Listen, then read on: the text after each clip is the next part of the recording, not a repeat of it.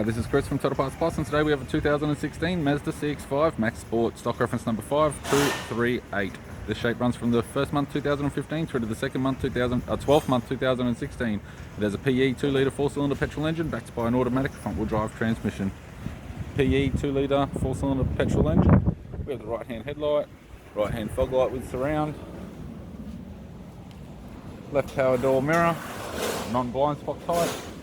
Left rear 17-inch factory alloy mag with a good tyre, left hand tail light, left tailgate garnish, right hand tailgate garnish, right hand tail light, right rear 17-inch factory alloy mag with a good tyre, right front door has one small dent, right power door mirror, right guard appears to have no damage, and a right front 17-inch factory alloy mag with a good tyre.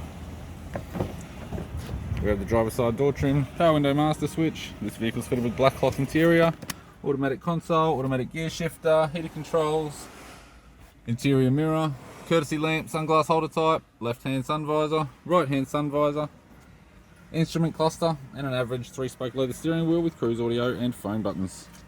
I'm Chris from Total Parts Plus, and I'd like to thank you for watching this video.